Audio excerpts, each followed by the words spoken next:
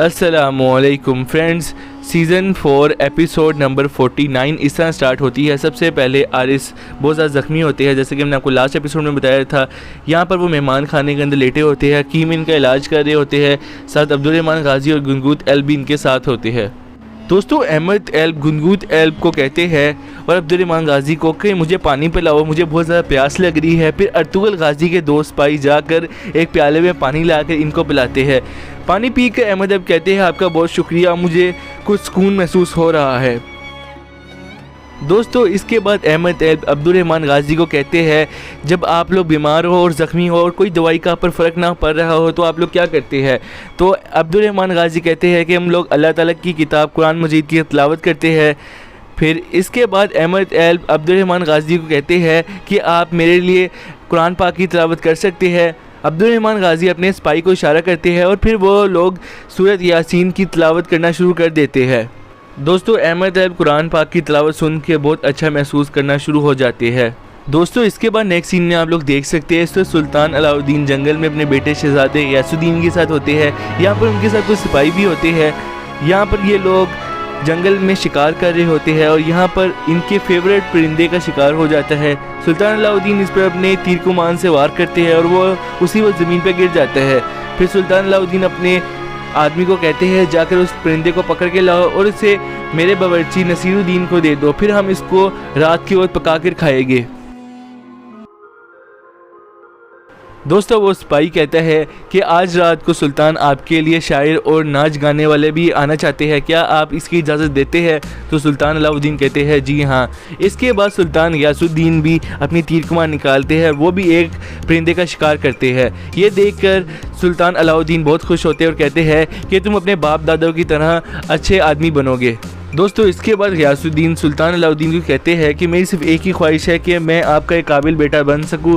फिर उसके बाद सुल्तान अलाउद्दीन अपने तमाम सिपाहियों को कहते हैं कि आप जंगल की दूसरी तरफ चले जाओ। दोस्तों, इसके बाद सुल्तान अलाउद्दीन गयासुद्दीन को कहते हैं कि मैंने जंग पर जाने से पहले कुछ अहम फैसले किए हैं। वो अहम फैसले ये है कि मैं तुम्हें अपनी फ़ौज का सरबराह बनाऊँगा गयासुद्दीन, और तुम्हारे भाई खलीज अरसलान को मैं अपना जानशीन मुकर्रर करूँगा। मैं आलम इस्लाम को मंगोलों के ख़िलाफ़ मुत्तहिद करना चाहता हूँ।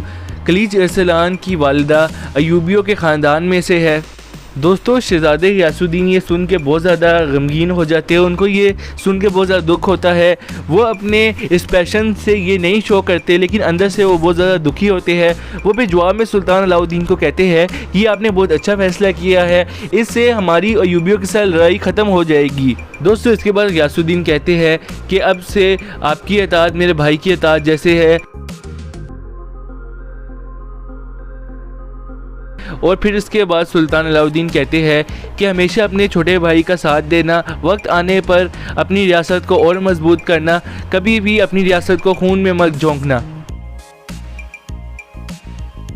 दोस्तों, इसके बाद दूसरी तरफ काई कबीले का सीन आता है। यहाँ पर सिपाही ढोल बजाना शुरू हो जाते हैं और हमें दिखाया जाता है कि एकदम तुर्गुत बमसी टाइटन को पकड़ कर कबीले की तरफ लेकर आ रहे होते हैं।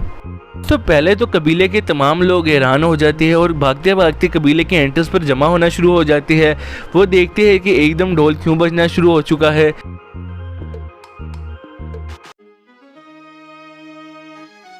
फिर लोग जब टाइटन को देखते हैं तो गुस्से में आ जाते हैं और टाइटन के ऊपर पत्थर फेंकना शुरू हो जाते हैं और अपना गुस्सा टाइटन पर निकालते हैं, क्योंकि टाइटन ने कबीले वालों के साथ बहुत बुरा किया होता है। इन्होंने बच्चों को अगवा किया होता है, औरतों को अगवा किया होता है और भी बहुत सारे जुल्म कबीले वालों पर किए होते हैं। दोस्तों, तमाम लोग टाइटन को देख के बहुत ज़्यादा खुश हो जाते हैं। टाइटन ने समसा एल्ब और भी बहुत से सिपाहियों को शहीद किया होता है।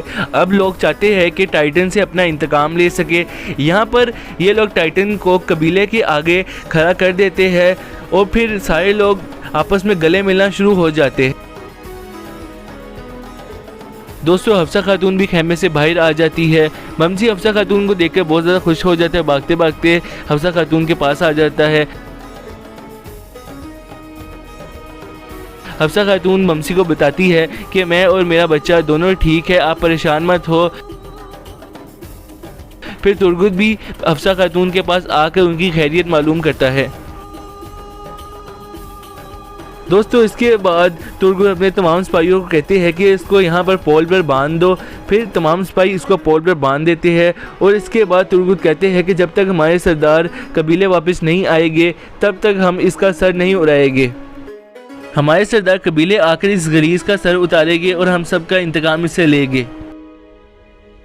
दोस्तों अभी इतने में ये बात चल रही थी कि एकदम कबीले का ढोल दोबारा बजना शुरू हो जाता है।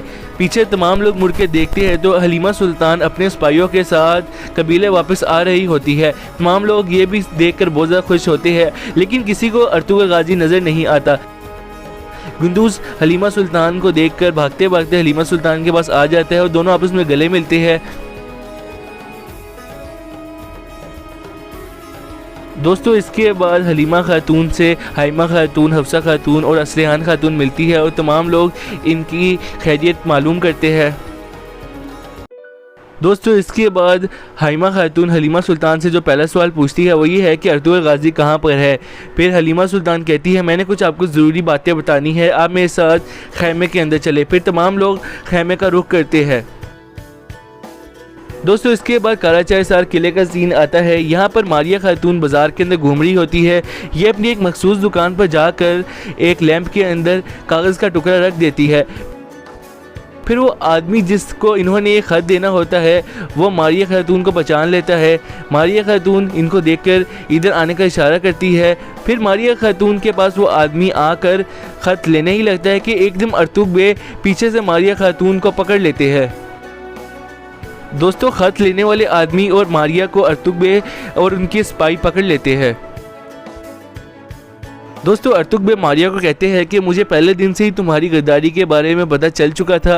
ये मैंने तुम्हारे लिए एक जाल बिछाया था और तुम हमारे साथ मारिया ऐसा क्यों कर सकती हो। दोस्तों इसके जवाब में मारिया अर्तुग बे को कहती है कि आप मुझे माफ़ कर दीजिए। अर्तुग बे कहते हैं कि हमने तुम्हारे लिए अपने मुल्क के दरवाजे खोले, हमने तुम्हें रहने के लिए जगह दी, हमने तुम्हारे साथ अच्छा सलूक किया, मैंने तुम्हारे साथ शादी की, हालांकि मैंने इतने सालों तक शादी नहीं की थी और तुमने मेरे साथ ये सलूक किया, तुमने हम सबके साथ गद्दारी की है मारिया। दोस्तों मारिया अर्तुग बे को कहती है कि मैं आपकी दुनिया से ताल्लुक़ नहीं रखती, ये सब कुछ मैंने सोने के लिए किया और आपको तकलीफ पहुंचाने के लिए किया है। दोस्तों इसके बाद मारिया को अर्तुग बे उस शख्स के सामने खड़ा कर देती है। अर्तुग बे मारिया से पूछते हैं क्या ये वही शख्स है जिसको तुम खत लिखकर भेजा करती थी।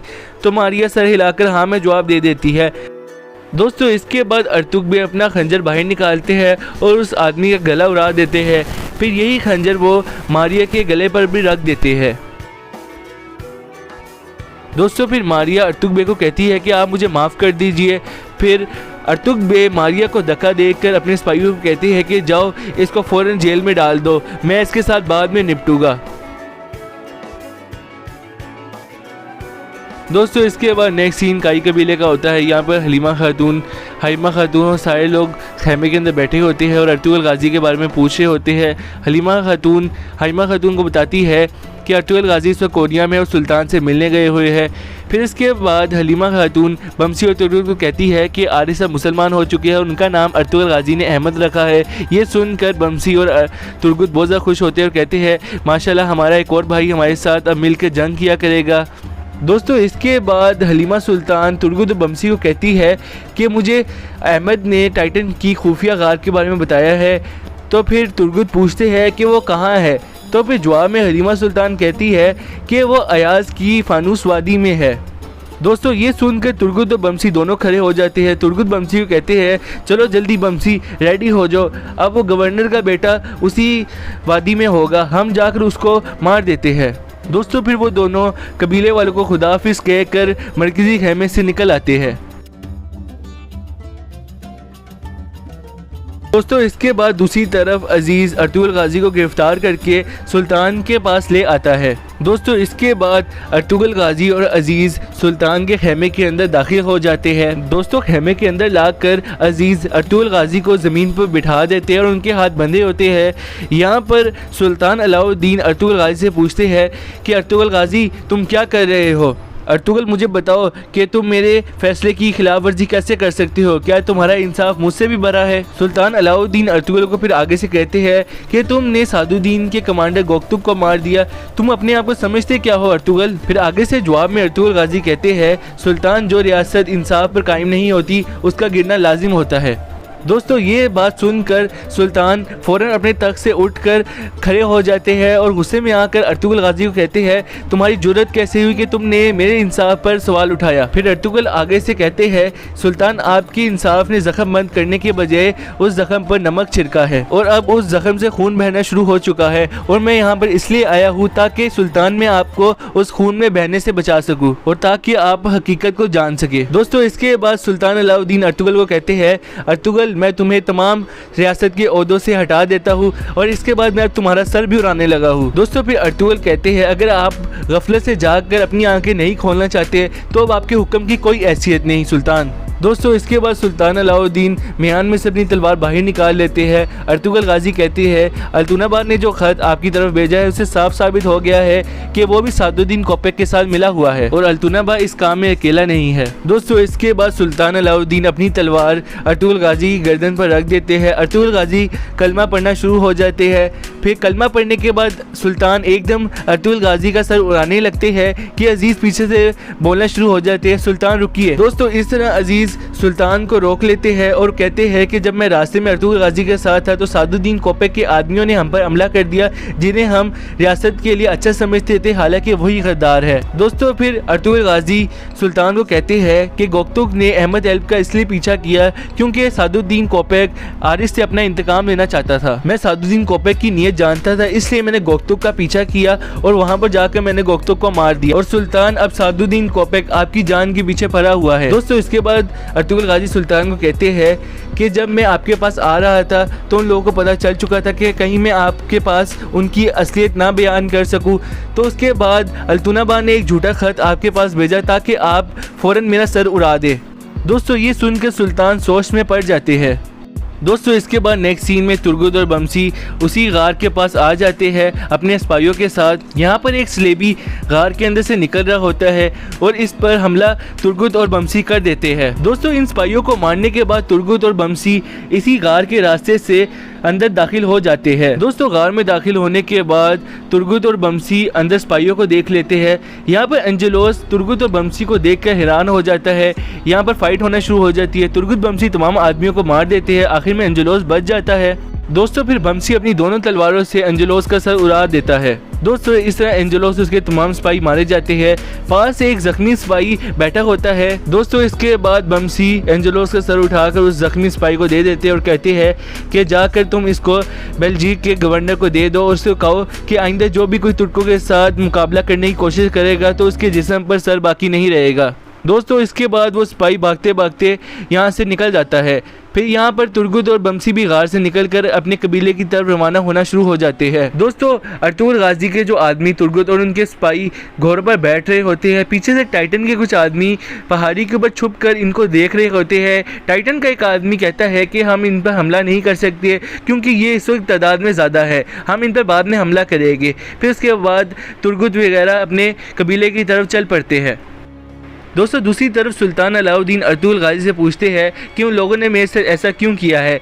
तो अर्तुगरुल गाजी जवाब में कहते हैं कि जब सुल्तान उन लोगों को पता चला कि आपने खलीज अरसलान को अपना जानशीन मुकर्रर करना है तो ये सुनकर मापरी अल्तुनाबा दोनों गुस्से में आ गए और उन्होंने सादुद्दीन कोपेक के साथ इत्तेहाद कर लिया। वो चाहते हैं कि वो शहजादे गियासुद्दीन को सुल्तान बनाए। दोस्तों ये सब कुछ सुनने के बाद सुल्तान अलाउद्दीन अर्तुगरुल गाजी की रस्सियाँ खोल देते हैं और अर्तुगरुल गाजी को कहते हैं कि अब आप खड़े हो जाए। दोस्तों इसके बाद सुल्तान अलाउद्दीन को वो ख्याल आता है जब ये सादुद्दीन के साथ खड़े होते हैं और उनको अपनी वसीयत के बारे में बता रहे होते हैं। इसके बाद सुल्तान अलाउद्दीन अर्तुगरुल गाजी को कहते हैं कि मैंने आपकी बात नहीं मानी। अर्तुगरुल गाजी आप बिल्कुल सही है, मैं गद्दारी को नहीं रोक सका, सारी गलती मेरी है। मैंने सादुद्दीन कोपेक पे एतमाद किया और मैंने उसको अपने जानशीन के बारे में बताया। फिर उसने आगे अल्तुनाबा को इसके बारे में बताया। फिर सुल्तान कहते हैं कि ये इन दोनों का काम है। आगे से अर्तुगरुल कहते हैं मुझे उम्मीद है कि काश वो सिर्फ दो ही हो। दोस्तों इसके बाद शाम हो जाती है और काई कबीले का सीना आ जाता है। यहाँ पर गुंदूस